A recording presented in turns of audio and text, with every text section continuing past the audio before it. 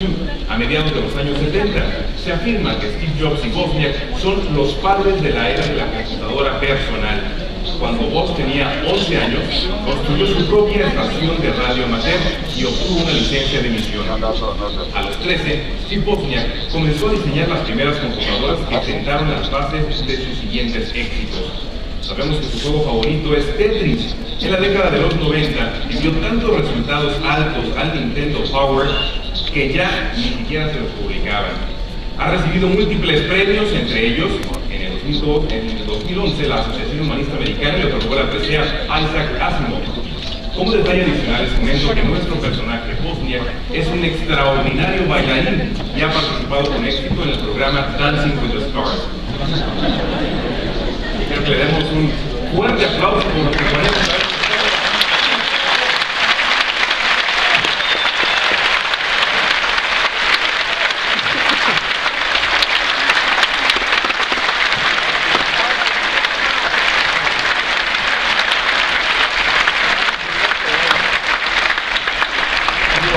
Gracious audience. I met so many gracious people backstage. I wish we had people that gracious in our country. I'm one of those people that think that the peoples of the two countries should actually work up together and get along.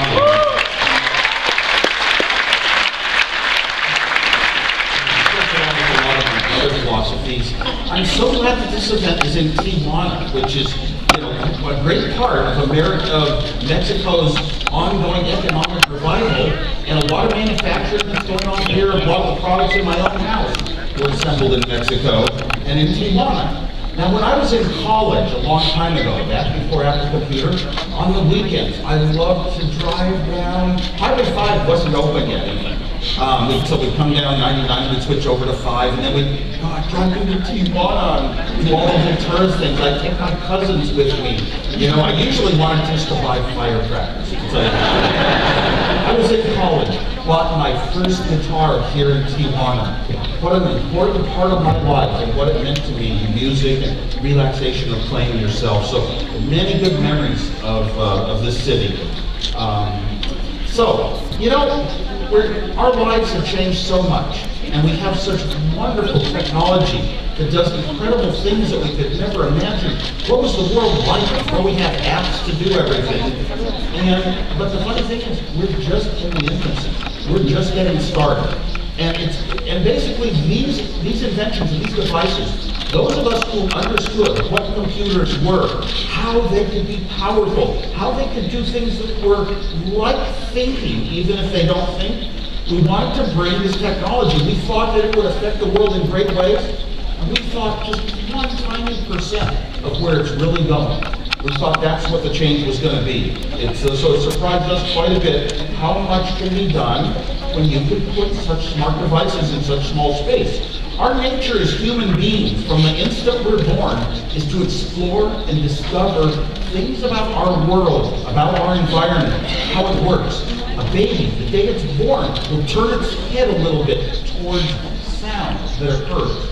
And it wants to know, what are these things in the world? It wants to touch and find its way and learn things. Computers don't get that benefit. Computers right now, we just think we'll program our knowledge into it.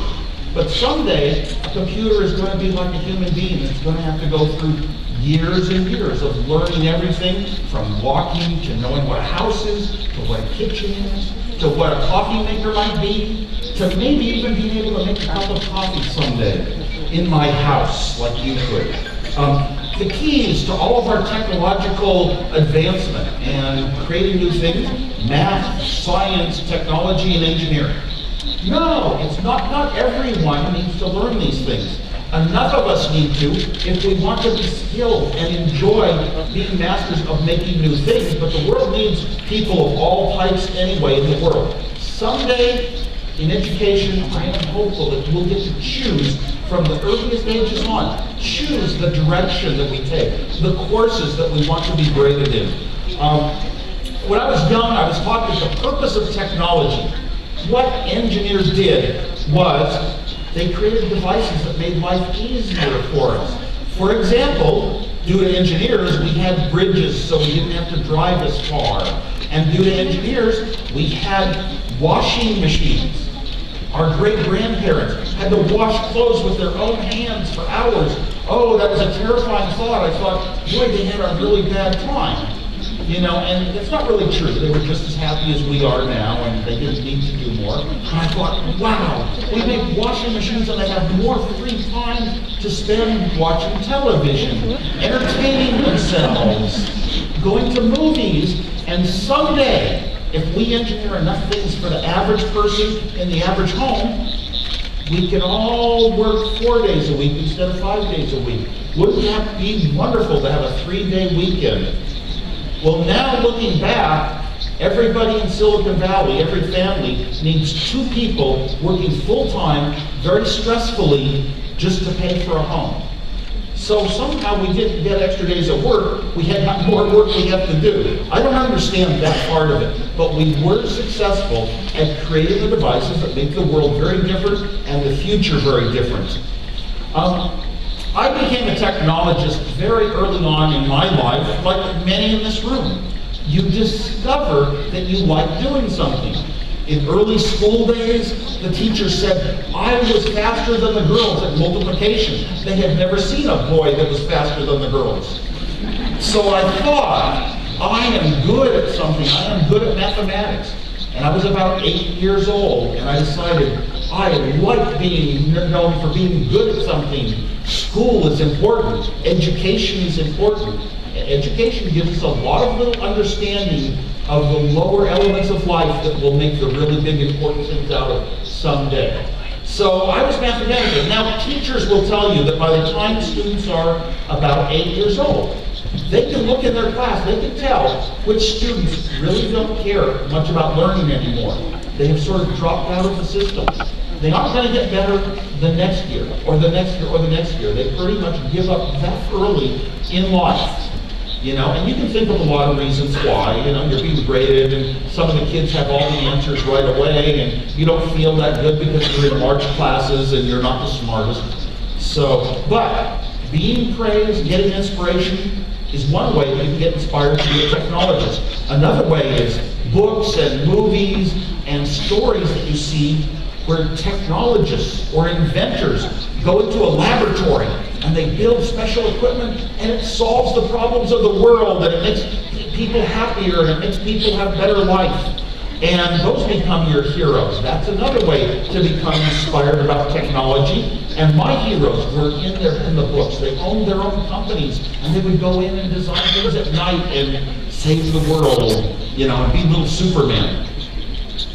In school, we often study a lot and we learn materials, but we don't have very much opportunity in school to build things, which is what engineers eventually do. We don't construct projects of our own thinking very often. We pretty much do the same things as other kids. Now, I was a builder. I discovered electronics. I loved building electronic projects and kits. I became a ham radio operator when I was 10 years old. You got a box of parts and instructions how to bolt them together, how to solder them all together, how to make a working transmitter and a receiver and send signals to other states. You were a Superman if you could do that. I was a real builder, but not many of the kids in school really built big projects like that. We had science fairs. In science fairs, you got to choose projects of your own. They weren't assigned by a teacher. You got to figure out what you were going to build. I accidentally stumbled on to the most important thing in my life, a journal that described how electronic parts can make decisions. It's called Logic. It was so simple that a 10-year-old kid could understand it all. You didn't need higher level math. You didn't need algebra, geometry, trigonometry, or calculus. You could understand it. To this day, a 10-year-old can learn and understand every single bit of digital logic in every computer that's made. They can't necessarily understand yet how to make radios. Those are still a little more complicated, but everything that is a pure computer they can understand. I discovered this when I was young, and I